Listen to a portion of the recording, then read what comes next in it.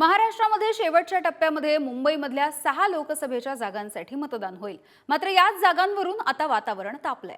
महाविकास आघाडी आणि महायुती दोन्हींकडून मुंबई आमचीच आहे असं ठासून सांगितलं जात आहे। त्यातच मुख्यमंत्र्यांनी घेतलेल्या एका बैठकीच्या नंतर आम्हीच मुंबई राखणार असा निर्धार त्यांनी केलाय। पाहूयात त्या संदर्भातला हा रिपोर्ट।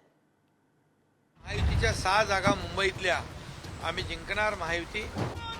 येत्या 20 मे रोजी मुंबईतल्या 6 लोकसभा जागांसाठी मतदान होणार आहे आणि त्याच पार्श्वभूमीवर मुख्यमंत्री एकनाथ शिंदे यांनी विजयाचा निर्धार केला।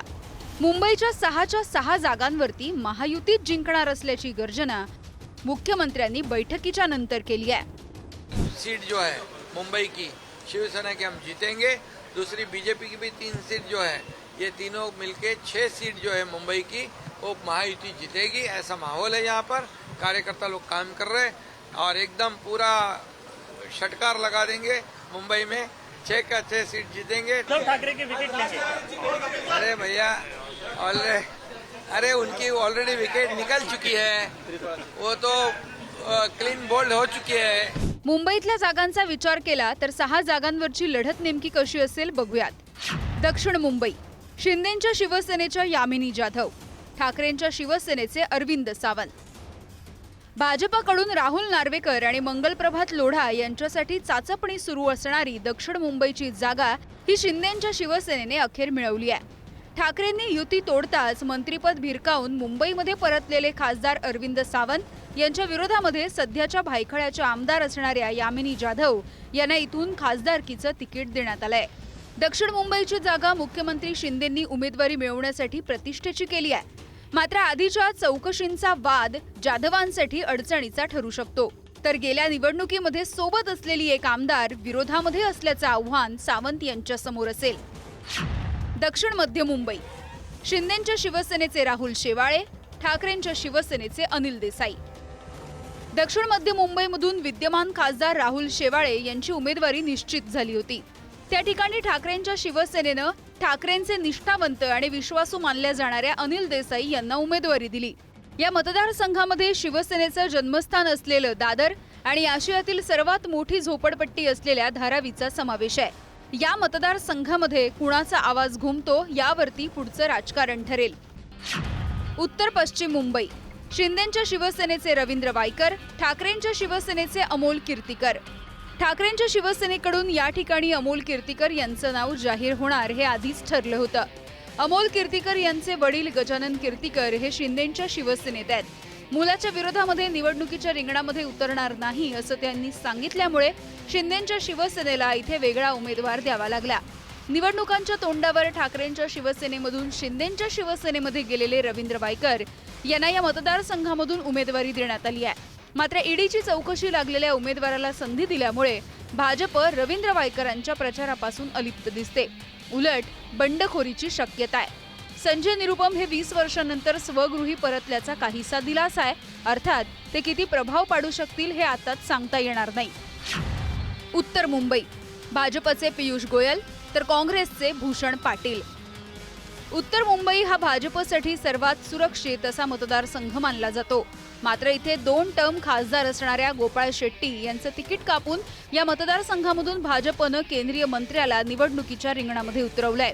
पियुष गोयल यांना या मतदारसंघामधून उमेदवारी देऊन भाजपनं जोरदार प्रचाराला सुरुवात केली आहे। तर त्याच वेळी पियुष गोयल यांच्यासारख्या हाय प्रोफाईल नेत्यासमोर काँग्रेसनं भूषण पाटील या स्थानिक उमेदवाराला संधी दिली आहे।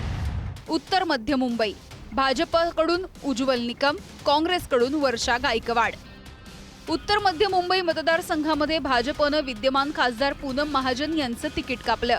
तिथे अनेक वर्ष मोठ्या गुन्हेगारांच्या विरोधात न्यायालयामध्ये जोरदारपणे लढलेले ज्येष्ठ कायदेतज्ञ उज्ज्वल निकम यांना लढण्याची संधी देण्यात आली आहे। तर माजी मंत्री वर्षा गायकवाड यांना काँग्रेसनं उमेदवारी देऊन त्यांची नाराजी दूर करण्याचा प्रयत्न केलाय। उत्तर पूर्व मुंबई, भाजपकडून मिहिर कोटेचा, ठाकरेंच्या शिवसेनेचे संजय दिना पाटील। या मतदारसंघामध्ये भाजपनं किरीट सोमय्या यांना दुसऱ्यांदा नाकारलंय। तर विद्यमान खासदार मनोज कोटक यांचंही तिकीट कापून मिहिर कोटेचा यांना संधी दिली आहे। त्याच वेळेला ठाकरेंच्या शिवसेनेकडून संजय दिना पाटील हे निवडणुकीच्या रिंगणात असतील। त्यामुळे मुंबईत भाजप शिवसेना युतीमधलं अनेक दशकांपासून असलेलं जागा वाटपाचं सूत्र कायम राहिल्याचं दिसतं. शिवसेनेमधल्या फुटीनंतर मुंबईत 3 जागा मिळवणं शिंदेंसाठी प्रतिष्ठेचं होतं. ठाकरे नेहमीपेक्षा 1 जागा अधिक लढवत असताना शिंदेंनी किमान 3 जागा कायम राखल्या आणि भाजपबरोबरच्या नव्या समीकरणांमध्ये शिवसेना मुंबईमध्ये बरोबरीच्या भूमिकेमध्ये असल्याचा संदेश दिला. त्याचवेळी काँग्रेसमधून हकालपट्टी करण्यात आलेले आणि स्वतःचा बिहारी मतदार राखून असणारे संजय निरुपम हे सुद्धा शिंदेंच्या शिवसेनेच्या प्रचारामध्ये उतरतील. साहेबांच्या बुलावावर आलो होतो, त्यांच्या बरोबर बसून पुढे कसं काय करायचा याच्यावर एक विस्तृत चर्चा झालेली आहे. परवा बहुतेक 3-4 वाजता एक शिवसेनेत प्रवेश करण्याचा एक प्रोग्राम आम्ही ठरवलेला आहे. बाकी जो माहिती आहे तुम्हाला पक्षाकडून भेटेल. मला चांगला वाटतो. घरवापसी आहे. माझा घर होता 20 वर्षापासून, 20 वर्षानंतर मी पुन्हा माझ्या घरात प्रवेश करत हो. यामिनी जाधवजी, तुमचे रवींद्र वाईकरजी, राहुल सेवालेजी हे तिघही उमेदवार कधीही जिंकू शकत नाही.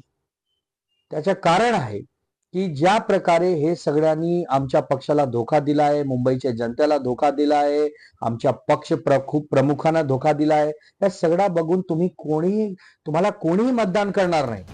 मुंबई म्हटलं की शिवसेना हे समीकरण कोणीही मान्य करेल.